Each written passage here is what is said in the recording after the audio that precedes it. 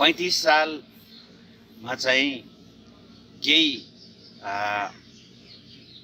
महादेव खड्का टुप्चे गाविस नुवाकोटको टुप्चे गाविसमा चाहिँ केही इसाईहरू त्यहाँ सुरुवात भएको मैले सुनेको थियो र त्यसमा चाहिँ म त्यतिखेर मैले नबुझेर गाउँको एउटा रीतिरिवाज अनुसार म जिउने हिँड्ने अनि विभिन्न किसिमका धर्म कर्म गर्ने त्यस्तै म पढ्ने क्रममा पनि त्यस्तो चासोहरू राख्थेँ। अनि त्यसपछि म आर्मीमा जागिर खाना पुग्यो अनि आर्मीमा 5 वर्षसम्म मैले सर्भिस गरेँ र आर्मीमा सर्भिस गर्दा गर्दै पनि नुवाकोटको टुप्चे गाविसमा वार्ड नम्बर 6 मा मेरो दिदी भेनाजी हुनुहुन्थ्यो। उहाँहरूलाई गाउँलेले सबैले खेद्यो रे भन्ने खालको कुरो सुने अनि सुन्दा सुन्दै पनि मलाई सुन्नमा आयो। त्यसपछि मैले दिदी भेनाजु भेट्न जाँदाखेरि गाउँमा छैन, बेपत्ता कता कुन ठाउँमा पुग्यो थाहा भएन। अनि वास्तवमा दिदी भेनाजु चाहिँ गाउँलेले निकालबास गरेर सबै अनि उहाँहरूले सम्पत्ति सबै अन्ना बाली खेती सबै वस्तु भाउ सबै छोडेर उहाँहरू चाहिँ प्रभुमा फेरि समर्पित भएर उहाँहरू चाहिँ अनि गोर्खातिर आफ्नो कोही साथीहरूसँग लागेछ। अनि त्यसपछि मैले दिदी भेनाजीलाई खोज्ने क्रममा चाहिँ मलाई त्यहाँको गाउँको मान्छेहरूसँग मैले भेट भएँ र त्यो लखट्ने नेतागिरी दादागिरी सबैले भेट भएँ। अनि मेरो दिदी चाहियो, मेरो भेना चाहियो भनेर ती मान्छेहरूलाई पनि मैले अलिकति आर्मीमा जागिर खाएको कारणले तिनी मान्छेलाई पनि मैले त्यो मान्छेलाई मैले सायद पिट्नै खोजेको थियो तर पिट्न चाहिँ पाएन, तर त्यो मान्छे भाग्यो। अनि म त्यतिखेर गाउँको अलिकति आर्मीमा जागिर खाइसकेपछि कसैसँग नडराउने खाली भएपछि मैले ती गाउँमा चाहिँ थर्कामान बनाएँ। ती मान्छेहरू सबै भागाभाग भए। अनि फेरि म जागिरकै सिलसिलामा काममा काठमाडौँ गएँ। काठमाडौँमा गएपछि फेरि अनि त्यहाँ मेरो घर परिवारमा चाहिँ अलिकति समस्या आयो। समस्या आएपछि मैले जागिर छोडेर गाउँमा गएँ। गाउँमा जाँदाखेरि त्यतिखेर म प्रभुलाई पाएको नपाएको जस्तो आधामारू थियो र आधामारू हुँदै पनि गाउँमा जागिर छोडेर गइसकेपछि गाउँमा चाहिँ नि लास्टमा चाहिँ सायद मलाई प्रभुले नै अलिकति विश्वास त्यतिखेर थियो र पनि म गाविसमा त्यतिखेर ती गाउँलेहरूले चाहिँ मलाई इसाई भनेर पनि चिनिन्थ्यो र म त्योभन्दा अघिर चाहिँ इसाई भन्न चिन्नुभन्दा अघिर चाहिँ म अलिकति गाउँमा अलिकति डोन जस्तो मान्छेलाई कुट्ने पिट्ने तालाउने पनि भयो। अनि भएपछि अनि यतापट्टि फेरि घरमा बिरामी हुने, घरमा बोका भाली चल्ला जे भए पनि गाउँमा बिरामी भएर अनि असाध्यै दुःख दिएपछि मैले लास्टमा अनि प्रभुलाई राम्रोसँग चिन्ने मौका चाहिँ जुन त्यो घरमा मैले हैरान भयो। अनि चल्ला कुखुरा सबै बोका भाले सारा कुरा अनि त्यसरी चाहिँ मैले खर्च गर्दा पनि गाउँको वैद्य झाँक्री सबैले बोलाएर लिएर घरमा दिनौँ दिन पैसा अनि कुखुरा अन्ना सबै कुरा अनि उनीहरूलाई दिँदा म हैरान भएँ। म एकदम लास्टै मेरो जिन्दगी चाहिँ म जिउन सक्दिनँ भनेर मैले आफ्नो घरमा त्यसरी पनि भन्न पुगेँ। अनि त्यसपछि कुखुराहरू सबै सिद्धे अनि लास्टमा झाँक्रीलाई मैले अनि जुन किसिमको एउटा निको हुन्छ भनेर मैले बोलाएर लिएर छोरालाई अनि पन्छाएकै कुखुराहरू पन्छाइसकेपछि पनि फेरि म घाँस खान जान्छु भनेर निस्किँदाखेरि भैँसीको आँखा निस्किएर बसिरहेको अवस्था थियो। र फेरि मैले त्यसपछि त अहिले भर्खर मैले झाँक्री लिएर मैले दुनियाँ गरेँ अनि पनि फेरि पनि भैँसी त्यस्तो भइरहेको। अनि त्यतिखेर चाहिँ म अब सक्दिनँ, म लास्ट अन्तिम हो, मैले कुनै पनि काम गर्न सक्दिनँ अब भनेर मैले चाहिँ यो प्रकारले मैले चाहिँ मेरो हृदयमा चाहिँ मैले सोचिसकेपछि अब यो भैँसीलाई म झाँक्री पनि बोलाउँदिनँ, वैद्य पनि बोलाउँदिनँ, म मर्छ अब म चाहिँ यो केही पनि गर्दिनँ भनेर म चाहिँ फेरि घरमा नाम्लो र खुर्बा हाँसे चाहिँ पिँढीमा आँगनमै फालिदिएर म चाहिँ अनि एक दिन दुखित भएर म घरमा आदेश लाएर अनि बसिरहेको अवस्थामा मैले यस्तो माथि दलिनमा चाहिँ एउटा चारात्मिक नियम भन्ने चाहिँ घुसाएर राखेको छ। त्यो चारात्मिक नियम रहेछ, मलाई थाहा थिएन, म येशूलाई राम्रोसँग चिनेको थिएन। तर त्यो चारात्मिक नियम भन्ने पुस्तिकालाई मैले झिकेर पढ्दाखेरि सारा कुरा चाहिँ त्यहाँ मैले पाएँ। अनि मैले पाएपछि त्यो पढ्दाखेरि अनि प्रभुको प्रार्थना भनेर त्यहाँनिर लेखिएको रहेछ। त्यो प्रभुको प्रार्थना भनेलाई अनि यसरी प्रार्थना गर्यो भने तिम्रो बिरामीलाई चाहिँ निको हुनसक्छ भनेर त्यहाँनिर लेखिएको रहेछ। अनि त्यो पढेर मैले चाहिँ भैँसीलाई ल अब प्रभु तपाईँ नै हो, जे हुन्छ हुन्छ, तपाईँले जे गर्नुहुन्छ हुन्छ भनेर मैले अबदेखि म यो भाले कुखुरा झाँक्री भाँक्री केही पनि बोलाउने छैन भनेर मैले चाहिँ प्रतिज्ञा गरेँ। मैले पन्छाएर मात्रै राखेको चाहिँ कुखुरा चल्ला थियो, सानो चल्लाहरू थियो, त्यो सबैले मैले धागो बेरेर यो फलानाको यो फलानाको यो फलानाको भनेर राखेको कुखुराहरू अनि यसरी अनि पन्छाएर ठुलो जति काटेर खाइहालेँ, सानो जतिले पानी हालेर राखेँ। राख्दा पनि पछि अनि चारात्मिक नियम पढेर भैँसी निको भयो। निको भएपछि त्यसपछि मैले चाहिँ रोकिदियो अनि स्टप गऱ्यो। अनि त्यहाँ झाँक्री कोही पनि बोलाएर कुखुरा मङ्सिरमा चाहिँ कुखुरा मेरो घरमा चाहिँ थुप्रो कुखुरा भयो। अनि मङ्सिरमा त सानो ठुला कुखुराहरू धेरै भयो। धेरै भएपछि त्यो झाँक्रीहरूले त खाने होइन त भनेर होइन, अनि काट्ने होइन त होइन। अनि यो प्रकारले मैले झाँक्रीलाई अनि यो कुरा भन्दै गएँ। मेरो घरमा सारा मान्छेले कुखुराहरू देखेँ, बजेको देखेँ। अनि लास्टमा चाहिँ मैले त्यो कुखुराहरू अनि छुनै नहुने कुखुरा भन्थ्यो। अनि यहाँ घरको अनि के अरे ढोकाभन्दा माथि केही त पोको पारेर राखेको हुन्थ्यो, त्यो पोकालाई छुनु हुन्थेन। अनि मैले चाहिँ लास्टमा येशूलाई पाएँ। म अब चाहिँ नि सत्यका तन्तर मन्तर जस्तै अब उयो संसारको मान्छेले भन्छ टुनामुना पाएँ भने जस्तै मलाई ढुक्क भए। मैले त्यो छुनै नहुने पोकालाई पनि अनि झिकेर मैले चाहिँ फालिदिएँ। अनि त्यसपछि त्यो कुखुरा पन्छाएर राखेको कुखुरालाई छुनु हुँदैन, थुन्ने बेलामा पनि नछुइकन लिएर जानु पर्थ्यो। त्यो कुखुरालाई मैले चाहिँ लाठीले हिर्काएर मारिदिएँ। अनि मारिदिएपछि अनि मासु पनि खानु हुन्छ, अब यसलाई केही पनि गर्दैन भन्नु मैले मासु पनि खाएँ। अनि केही नहुने केही पनि भएन, मेरो घर परिवारमा कतै केही पनि भएन। त्यसपछि अनि मैले चाहिँ नि सबभन्दा ठुलो मन्त्र पाएँ भने म ढुक्क भएँ, खुसी भएँ। अनि त्यसपछि ती गाउँका मान्छेहरू चकित हुँदै गए। लास्टमा झाँक्रीहरू गाउँको दाजुभाइहरू सबैले मलाई घेराबन्दी गरे, झगडा गरे, पिट्न आए। अनि त्यसपछि मलाई रिस उठ्यो, लास्टमा रिस उठ्यो, मलाई कुट्ने बानी कहाँ छोडेछ र मैले गाउँमा धेरै मान्छे कुट्ने गर्थ्यो। त्यसपछि त्यो झाँक्रीको दुईजनाको लट्ठा नै निकालेर फ्याँक्दिएँ मैले। अनि ती मान्छेहरूले 4-5 जनालाई मैले घाइते बनाएँ। अनि त्यसपछि उनीहरूले केही गर्न सकेनन्।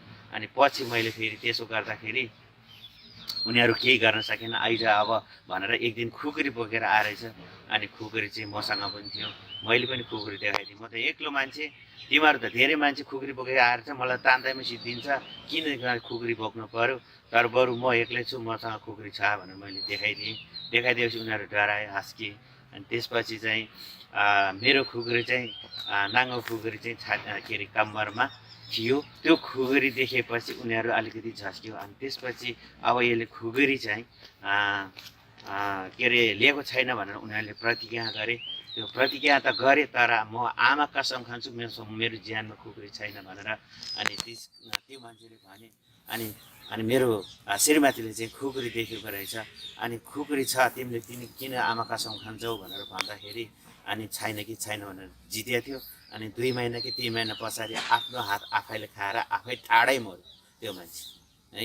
अनि त्यो ठाडै मरेपछि अनि त्यहाँको मान्छेहरू ल अब आमा कसम खानु हुन्थेन, आमा कसम खायो यसले।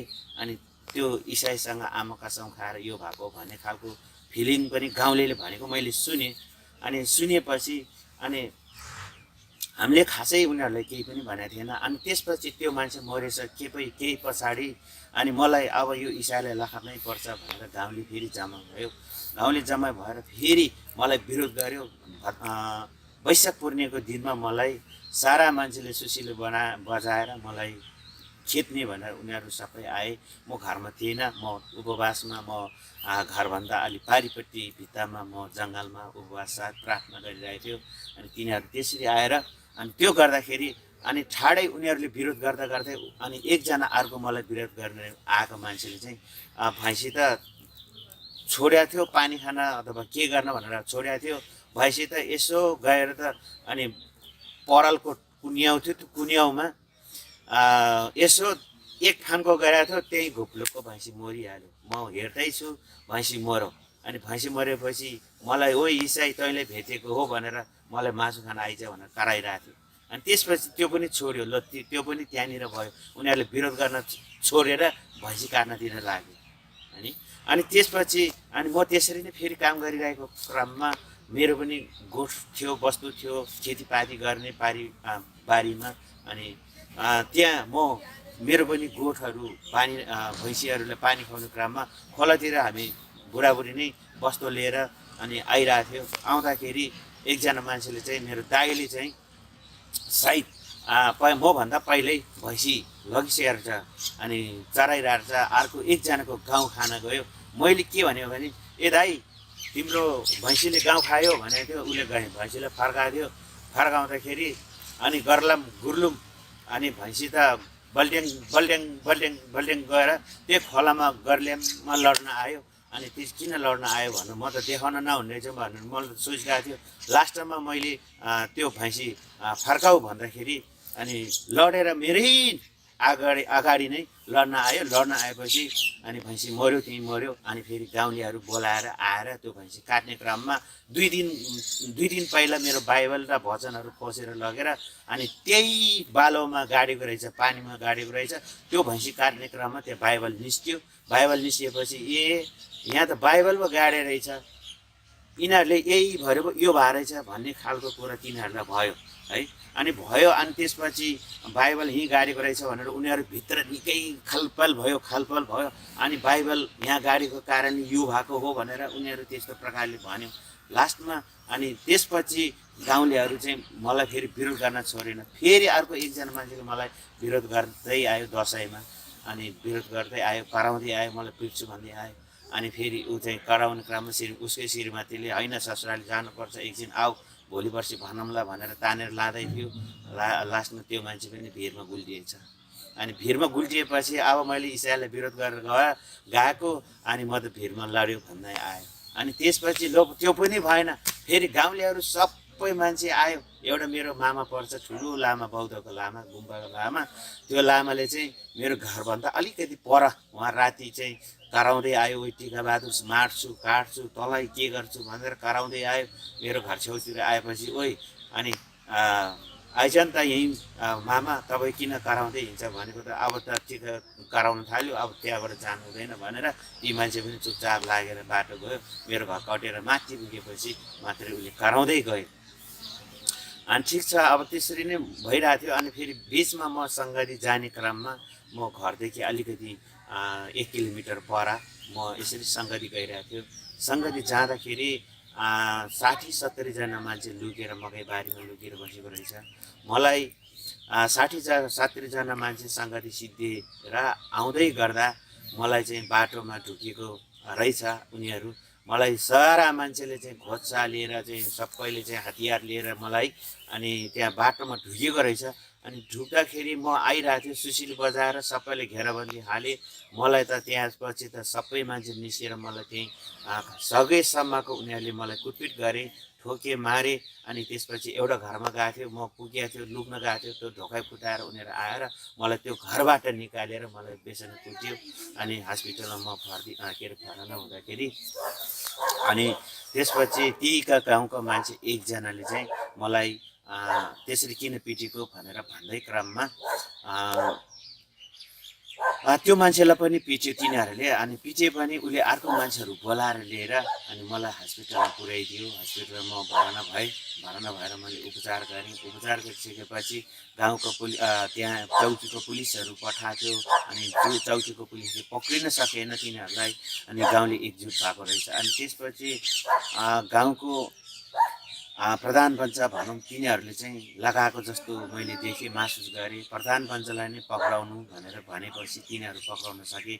जिल्लाबाट के अरे चौकीबाट गएका पुलिसहरूले पक्राउन नसकेर जिल्लाबाट चाहिँ पुलिस गएर पक्रेर ल्यायो। गाउँले सबै ल्याएर अनि कति दिन थुन्यो, कति दिन पिट्यो, कति के गर्यो। लास्टमा चाहिँ उनीहरू चाहिँ यसरी गरिएपछि गाउँलेले लिएर थुनिएपछि अनि झगडा भयो, मुद्दा भयो। अनि त्यसपछि एनसेप भन्ने संस्थाबाट अनि केही वकिलहरू पठाउनु भएको रहेछ। अनि उनीहरूले चाहिँ बहस गरे डिएसपीसँग, अनि गाउँको प्रधान पञ्चहरूसँग, अनि विभिन्न किसिमका समाजका मान्छेहरूसँग कुरा गरिदिनु भयो। मलाई साझ वातावरण बनाइदिनुहोस् भनेर भन्दाखेरि त्यहाँका मान्छेहरू अनि फेरि आउलास गाउँदा आउलास भन्ने खालको दाबीहरू दियो। अनि त्यसपछि ती मान्छेहरू भागाभाग भएपछि मैले चाहिँ फेरि अब चाहिँ नि मैले चाहिँ के अरे पहिला पनि म अलिकति त्यस्तै गाउँमा त्यस्तै काम गर्थ्यो। अब प्रभुले पाए पनि म अब यिनलाई छोड्दिनँ भनेर मैले फेरि मेरो मनमा चाहिँ अठोट भएँ। अठोट हुँदै जाँदाखेरि मैले धेरै मान्छेहरूलाई कुकुर लिएर लगाउने काम भयो। सबै गुहार भनेर भाग्यो। कोही मान्छे बाटोमा मैले चाहिँ भेटिँदाखेरि म यहाँ गोर्खामा अब यहाँ सक्दिनँ भनेर मेरो परिवार चाहिँ गोर्खामा सार्ने कामहरू भइरहेको थियो। त्यतिखेर ती मान्छेहरूलाई भेट्दाखेरि मैले कुकुर लिएर काट्थेँ भनेर लखर्दै जाँदाखेरि मेरो एकजना साथी भनौँ न मेरो भेनाजु हुनुहुन्थ्यो मसँग साथमा। अनि भेनाजुले चाहिँ होइन साला किन यस्तो काम गर्नुहुन्छ, तपाईँ परमेश्वरले पाएको मान्छेले यस्तो काम गर्नु हुँदैन भनेर रोकिरहेको थियो। र फेरि मलाई 81 वचनबाट चाहिँ नि 1 कोरिन्थी 3:16-17 पदमा चाहिँ लेखेको छ, कुनैको ज्यान बदला लिन्छ भने म तिम्रो पनि लिनेछ भनेर वचनमा लेखेको रहेछ। अनि त्यो मलाई वचनमा दिनुभयो, मलाई त्यतिखेर दिनुभयो। अनि त्यसपछि मैले चाहिँ त्यो मान्छेलाई लखर्छु भन्यो। मलाई लखर्दै जाने क्रममा नै यो वचन चाहिँ मेरो यो मनमा हालिदिनु भयो। अनि मलाई यो भन्नुभयो कि यो सुनाउनु भयो। अनि बाइबल खोल खोल खोल खोल भन्ने आवाज भयो। मैले बाटोमा फेरि ती मान्छे भागिसकेपछि मैले बाइबल खोलेर हेर्दाखेरि यहाँनिर यसरी लेखेको रहेछ हो भनेर फेरि प्रभुलाई मैले क्षमा मागेँ। म आएँ।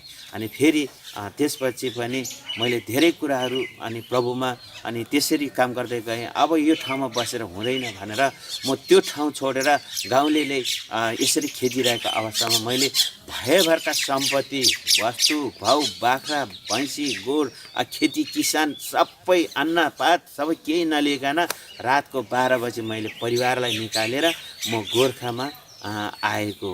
अनि गोर्खामा आएपछि त्यहाँको सम्पत्ति, त्यहाँको खेतीपाती सबै त्यहीँ हरायो मेरो। अनि हराउनै नसक्ने सम्पत्ति मात्रै मैले पाएँ। अनि पायो फेरि पछि मेरो दाजुभाइहरूलाई लोभ लागेछ। अनि मेरो सम्पत्ति चाहिँ पक्कै पनि हामीले खान पाउँछ भनेर त्यो प्रकारले सोचिरहनु भएको रहेछ। अनि सोच्नु भएछ। मैले दिन त अरू कसैले पनि दिएन, मेरो आफ्नो दाइ भाइ मेरो दाइहरूलाई दिएँ। अनि दिँदाखेरि मैले केही पैसा लिएर उहाँहरूलाई जिम्मा दिएँ। अनि दाइले चाहिँ एक दिन मलाई रोएर प्रस्ताव गरे, भाइ मैले चाहिँ तिमीलाई मैले यसरी सम्पत्ति खानु पाउँछ भनेर। अनि मलाई उसले त्यस्तो प्रकारले सोचेको रहेछ। फेरि अब बुवा बित्ने बेलामा चाहिँ नि अनि दाइले मलाई फोन गर्नुभयो म गोर्खा हुँदाखेरि। अनि दाइले मलाई फोन गर्दाखेरि अनि भाइ अब बुवा बित्नुभयो, तिमी आउने कि नआउने भन्यो। आउने, म आउँछु भने। अनि आउँछु भन्दाखेरि बाउ बितिसक्नु भएछ। अनि अब म त पछि पुगेँ। दाइले फेरि ल भाइ कान्छु, अब बुवाले भयभरको सम्पत्ति जिम्मा लाउनु उसको भनेर दाइ रुनुभयो। अनि दाइले प्रस्ताव गरेर उहाँ पनि बित्नुभयो। अनि त्यसपछि हाम्रो कथा करिब म गोर्खामा भयो, उहाँहरू अहिले नुवाकोटमा छ। मैले सुसमाचार दिने क्रममा उहाँहरू अहिले भतिजाहरू चाहिँ विश्वासी छ र अहिले बुहारीहरू विश्वासी छ र त्यहाँ 2-3टा मण्डली भएको छ। म त्यसको लागि अघि यहाँ उभिरहनु भएको भाइको के अरे मेरो भान्जाहरू विश्वासी हुनुभएको छ। छुट्टै एउटा ठुलो गाउँमा एउटा चर्च खोलेको छ। ठुलो गाउँमै एउटा तल एउटा बिल्लीवासी खोलेको रहेछ, मलाई थाहा थिएन। र मेरो गाउँमा चाहिँ मेरो भतिजाहरू अनि त्यहाँ मिलेर अहिले सङ्गति खोलिरहेछ। म गोर्खामा आउँदा पनि म गोर्खामा यहाँ मेरो माथहातमा म सुरुमा विनय चर्चमा 7 वर्ष सङ्गति लिएँ। विनय चर्चमा सङ्गति लिँदा 7 वर्ष लिएपछि मैले 19 महिना म विनय चर्चबाट म बाहिर भएर म विदेश विदेशतिर गएँ। विदेशमा जाँदाखेरि मलाई परमेश्वरलाई दर्शन भयो, तिमी यहाँ किन आएको, जाऊ जाऊ आफ्नो गाउँमा आफ्नो ठाउँमा मण्डली प्रभुको काम गर भनेर मलाई आवाज दिनुभयो। आवाज दिएर मैले यो कामलाई पुरा गर्दै गर्दा म आउँदै गर्दा मैले काम गर्दाखेरि इमानुएल मण्डली गोर्खाको छेपेटारमा वडा नम्बर 10 अहिलेको हाल 10मा चाहिँ नि मैले 57 सालमा यहाँ मण्डलीको एउटा जग हाल्न मैले सकेँ। मण्डलीको जग हालेर अहिले मेरो 350 जना चाहिँ मेरो विश्वासी छन् र अहिले त्यसमा पनि आइरहेको धुवाकोट भन्ने ठाउँमा एउटा मण्डली छ, 100 जना जति छ, त्यहाँ विश्वासीहरू सङ्गति गरिरहेको छ। अनि त्यसपछि मैले यहाँ गर्ने क्रममा फेरि मैले सुसमाचारकै क्रम जारी थियो अनि मैले यता जरङ भन्ने ठाउँमा अहिले चर्च बनाइदिएको छ, त्यहाँ पनि मेरो 150 जना जति मान्छे अहिले सङ्गति गरिरहेको छ। अनि यो पातिसौरा भन्ने ठाउँमा मैले एकजना बिरामी मर्यो भनेर मलाई लिन आएको थियो अनि बिरामी छ भनेर भनेको थियो, मर्यो भनेको मान्छेलाई मैले त्यहाँ जाँदाखेरि धुकधुकी रहेछ अनि मैले प्रार्थना गर्दाखेरि एक्कासी जुरुक्क उठेर उसको दाइलाई पिट्न गयो। मैले समाएर प्रार्थना गरेर केही समय पछाडि नै त्यहाँ मर्यो भनेर कुरिरहेका मान्छेहरूलाई मैले के भने यो मरेको होइन, यो शैतानको काम हो या त दुष्ट आत्माको काम हो भनेर मैले भन्दा अनि मरेको मान्छे बौरी उठ्यो भनेर फेरि त्यहाँ गाउँको मान्छेहरूले त्यस्तो प्रकारले भन्यो। अनि भनेपछि यो मान्छेले अब उठेर भात खान्छ भन्दाखेरि त्यहाँको मान्छेहरू पत्याएको थिएन। अनि त्यसपछि त्यो मान्छे अनि उठेर पछि एकछिन पछि चाहिँ चाहिँ भात खाएर फेरि हामी सँगै बसेर त्यहीँ अहिले त्यो भाइ लगायत उहाँको दाजुभाइ खलक चाहिँ अहिले विश्वासी हुनुहुन्छ। अहिले त्यहाँ कमसेकम 70-80 जना चाहिँ त्यहाँ विश्वासी सङ्गति गरिरहेछ। सानो भवन छ अनि त्यहाँ पनि अनि सङ्गति भइरहेको छ। म आफै काम गरिरहेको छु। अहिले यतिखेर अहिले हाल म मण्डलीमा जिम्मेवारी काम गरिरहेछु। हस्ता जय मसीह।